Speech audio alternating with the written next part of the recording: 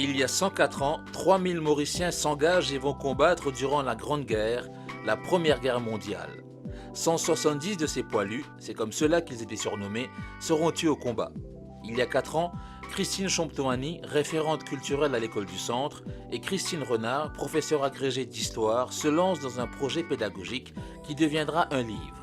Les Mauriciens, durant la Grande Guerre, racontent une page oubliée de notre histoire, celle de ces hommes et de ces femmes partis défendre des valeurs. Ils sont soldats, travailleurs, médecins et infirmières, sur les fronts en France, en Turquie, en Grèce, en Irak ou encore en Afrique. 200 élèves de l'école du Centre et du lycée Labourdonnais ont réalisé un monument du centenaire. Il est composé de 2200 carrés de tissu, chaque carré dédié à un soldat mauricien. Les enfants se souviennent.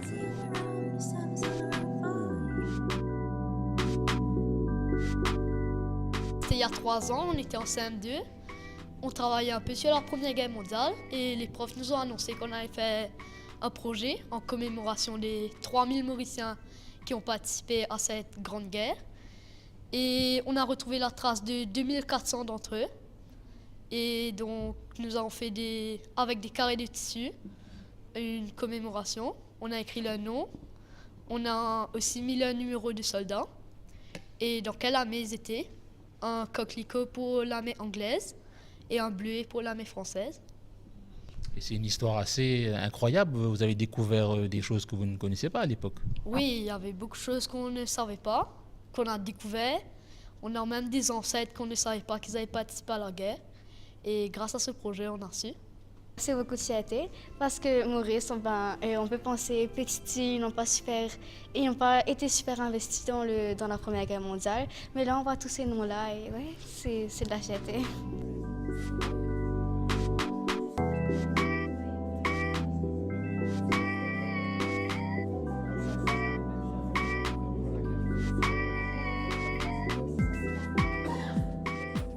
J'ai représenté Maurice en commémoration du centenaire de la Grande Guerre, de la Première Guerre mondiale, 14-18. Et voilà. Et tu as fait quoi là-bas? Il y avait un dépôt de gerbes, donc c'était à l'Arc du Triomphe, et un dépôt de fleurs avec d'autres pays, d'autres représentants d'autres pays. Comme intention de départ, je crois qu'on ne savait pas trop ce qu'on allait trouver. Moi, j'arrivais sur l'île Maurice, dans un établissement français.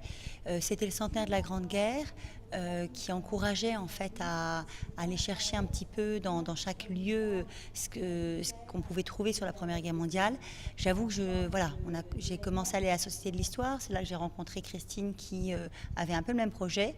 On est parti au monument aux morts de Cure-Pipe, mais on ne savait vraiment pas ce qu'on allait trouver. Et surtout, on ne savait pas qu'on allait aborder un pan de l'histoire mauricienne qui était relativement méconnu.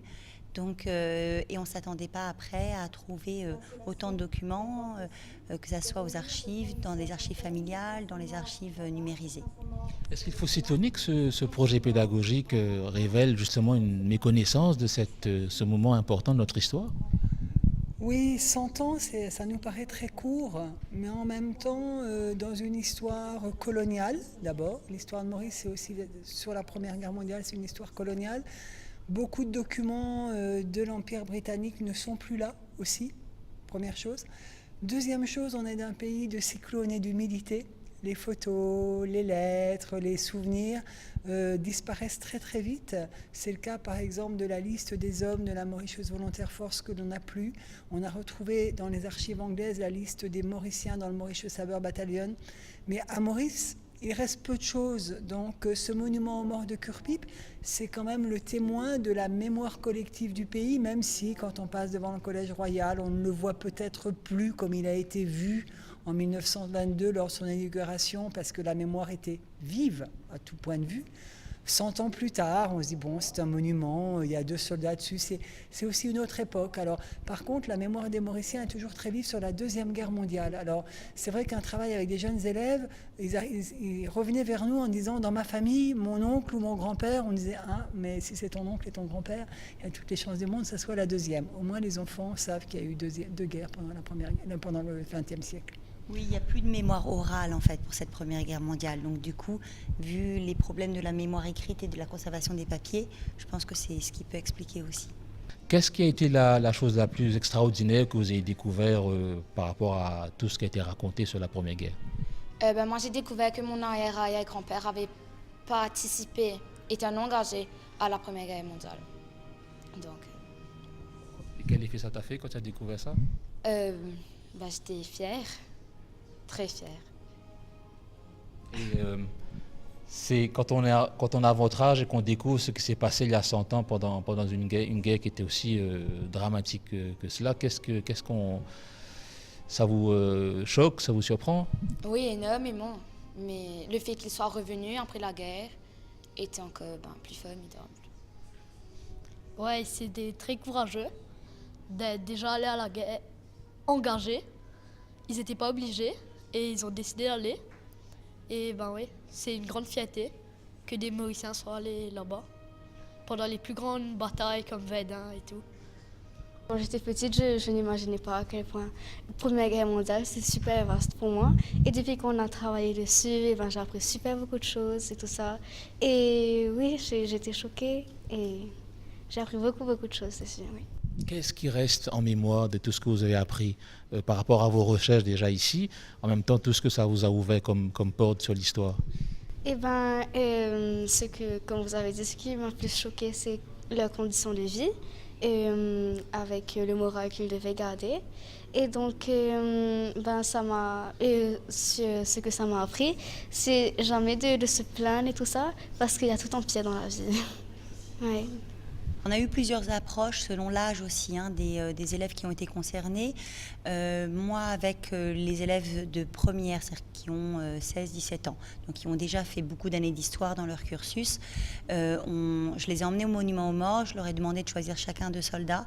Et ensuite, on s'est lancé dans une recherche essentiellement numérisée, parce que j'ai envie de dire, là, la maturité a fait qu'ils ont pu rapidement être autonomes dans la recherche. Je pense que l'approche, elle était un peu différente avec les élèves de primaire, où on a profité de ça aussi pour leur montrer c'est quoi des archives. Ils sont allés feuilleter les journaux et puis ensuite on les a beaucoup plus guidés et on a peut-être eu une approche un peu plus artistique comme le monument qui est ici avec les plus jeunes élèves. Il y a une chose toute simple en fait, que même si on a perdu la mémoire familiale, on n'a pas oublié les noms, les patronymes. Et donc, si on s'appelle Augustin ou Ramnot et qu'on voit son nom dans le répertoire qu'on avait établi en recoupant énormément de listes trouvées dans la presse ou ailleurs, on a donné aux enfants le répertoire. On leur a demandé de trouver des noms qui leur étaient familiers. Et tout d'un coup, c'est le nom de la maman, pas forcément le nom du papa, c'est le nom de la grande-tante que l'on retrouve. Et donc, pour des enfants de 10-11 ans, entendre des noms qui leur sont proches, qui sont dans le répertoire des hommes et des femmes engagés dans la Première Guerre mondiale, ça rapproche déjà.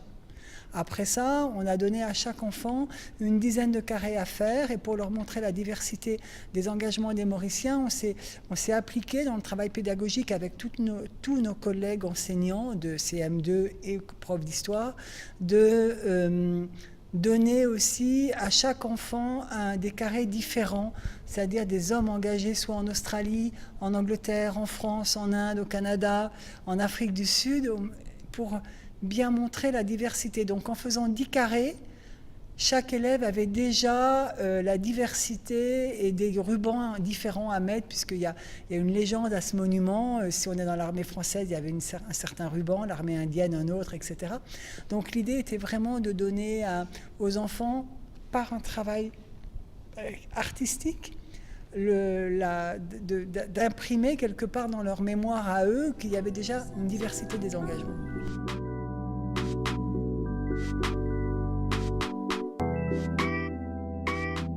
Vous savez, c'est très émouvant parce que justement, j'ai eu mon père qui a participé à la guerre 14-18. Il a été grièvement blessé.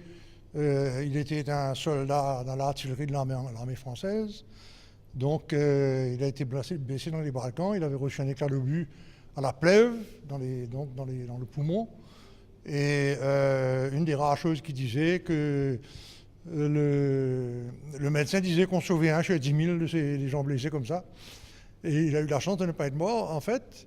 Et moi, je suis un fils, c'est un poilu, Moi, je suis un fils de poilu, et il n'y a pas beaucoup de fils de poilu. Mon père s'est marié tard, donc c'est pour ça que je suis encore moi-même, que je suis là pour pouvoir raconter son histoire. Si c'était marié à une date, comme tout le monde, j'aurais été probablement aujourd'hui. Mais donc, c'est ce qui me permet de raconter son histoire et ce travail qui a été fait par les écoles du centre et de la Bourdonnais est un travail absolument remarquable. Ça a débuté pour des raisons pédagogiques pour les élèves et ça s'est terminé par un livre qui va être présenté ce soir qui raconte toute l'histoire de la guerre et des participants, des Mauriciens, parce que d'autre part aussi, moi naturellement, mon père était dans l'armée française, mon oncle dans l'armée anglaise. Il y a un livre qui est apparu, écrit par Robert-Édouard Hart, qui s'appelle « Les volontaires aux armées », mais on parle que de 500 personnes à peu près, comment dirais-je, des soldats anglais, des soldats français, pas beaucoup d'autres.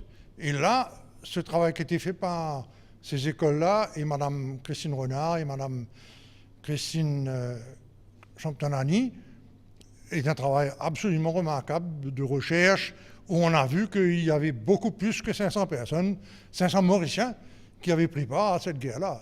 On a découvert plus de 2000 ou 2500 personnes. Il y a eu des Mauriciens dans toutes les armées des Alliés, comme on sait, l'armée australienne, l'armée indienne. Et donc moi-même, les deux frères, mon père et son frère, n'étaient pas dans la même armée. Un était donc dans l'armée française et l'autre était dans l'armée anglaise. Et donc c'est absolument remarquable de rappeler un peu ces choses-là. Et moi, je suis intervenu l'année dernière, l'année d'avant. Ces dames qui se sont occupées de ça m'ont demandé d'intervenir dans des classes et je suis intervenu une quinzaine de fois dans différentes classes de CM1, CM2 pour raconter aux enfants un petit peu et leur montrer un peu ce que c'est qu'un éclat d'obus, parler un petit peu de cette période de la guerre. Et je leur disais toujours, bien entendu, que je souhaite qu'ils ne connaissent jamais ce que c'est qu'une guerre. Moi-même, jusqu'à mon âge aujourd'hui, je n'ai jamais su ce que c'était qu'une guerre. Heureusement, merci mon Dieu, parce que c'est une chose absolument affreuse, épouvantable.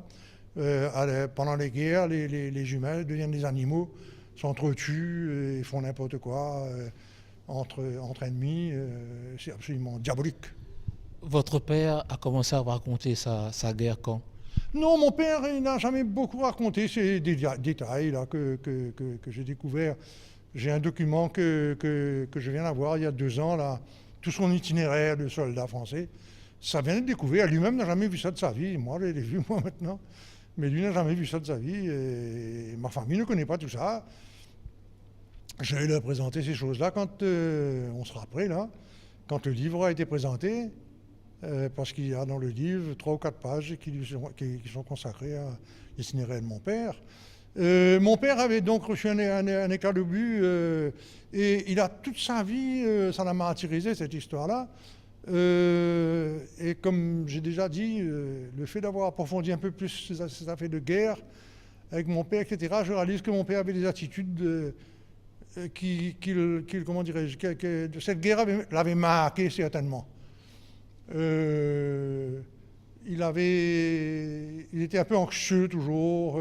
Et dans son affaire de blessure, moi je me rappelle de mon père, tous les matins il buvait un tumbler d'eau chaude avec un truc qu'on appelait le caution salt.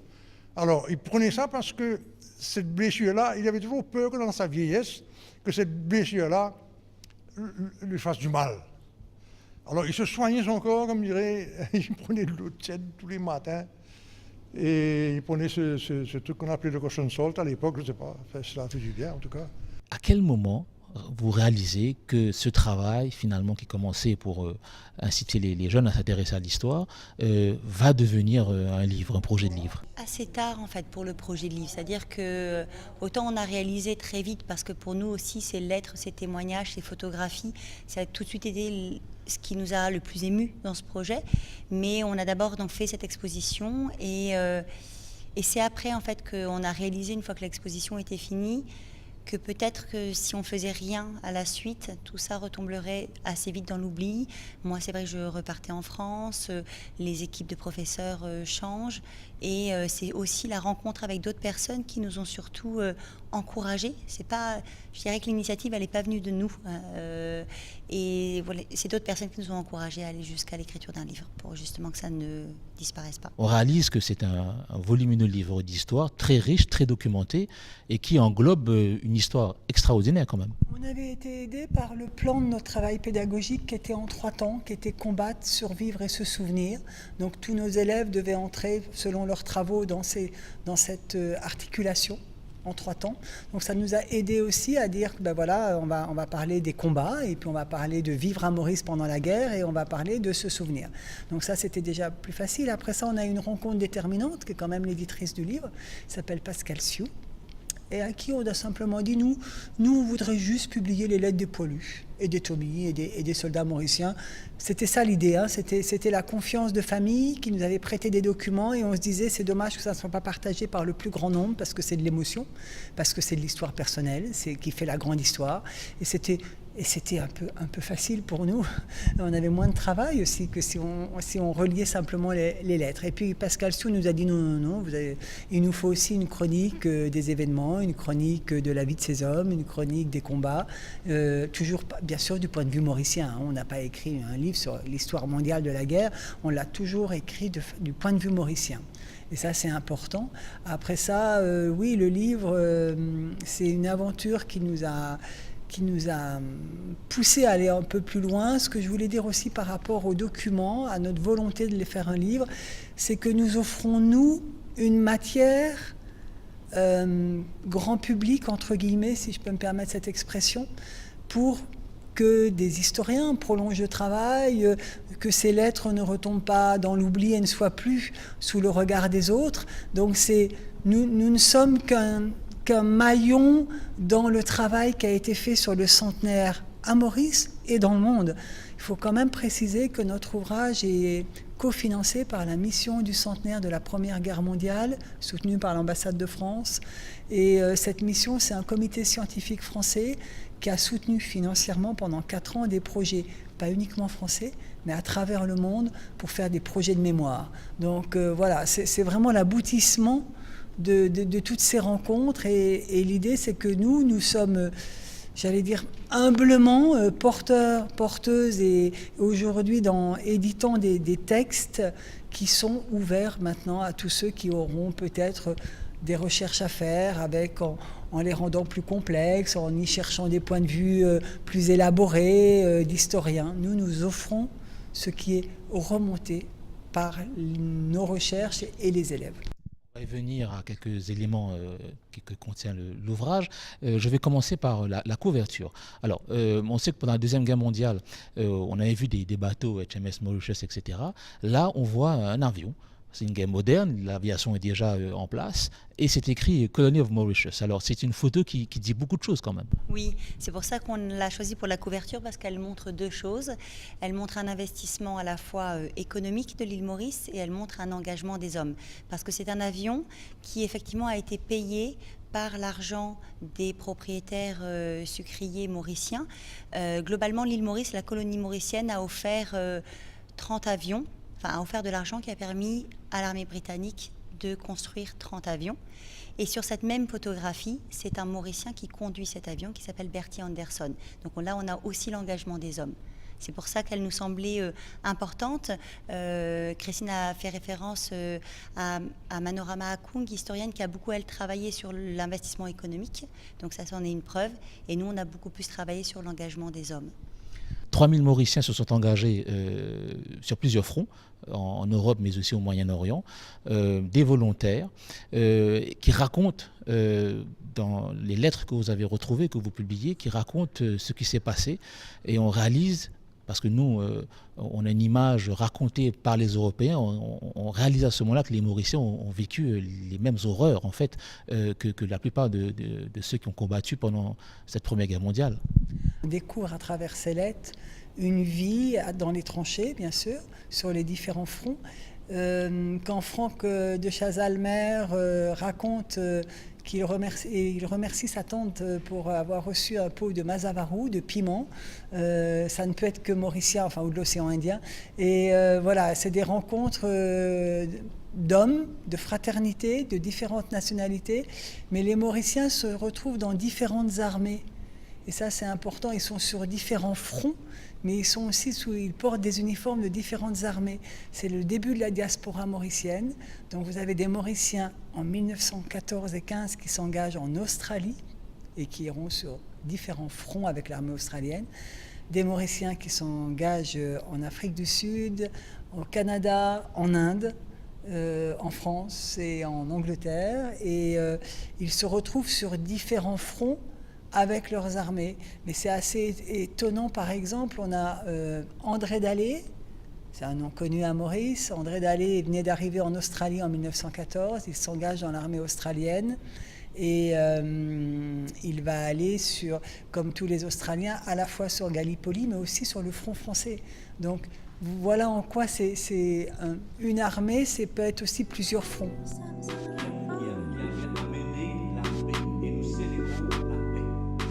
Le projet pédagogique sur Maurice et la Grande Guerre, comme le livre, ont reçu le label de la mission du centenaire de la Première Guerre mondiale. L'ouvrage a été lancé à l'Institut français de Maurice le 1er novembre 2018 par le président de la République par intérim, Barlen Bayapuri, et l'ambassadeur de France.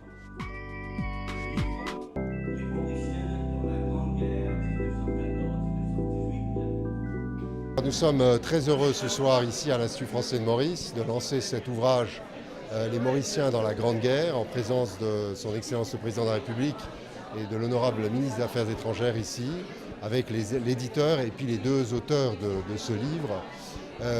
Ce qu'on a voulu avec ce livre, qui est à la base un projet pédagogique des écoles mauriciennes à programme français ici à Maurice, c'est rendre hommage à tous les combattants, tous ces hommes et toutes ces femmes qui, de Maurice, sont partis pour aller sur les théâtres des opérations pendant la Première Guerre mondiale. Donc ici à l'IFM, c'est une exposition que j'invite toutes et tous à venir visiter. C'est un travail qui rend hommage, chaque carré représente une personne qui est partie sur le front ou sur des théâtres d'opérations pendant la Première Guerre mondiale. Donc c'est ce message-là, à l'occasion du centenaire de l'armistice du 11 novembre 1918, un message de souvenir, mais aussi un message de paix que nous avons voulu, avec ce livre, qui rend hommage aux Mauriciens et aux Mauriciennes qui ont participé à la Grande Guerre, faire passer.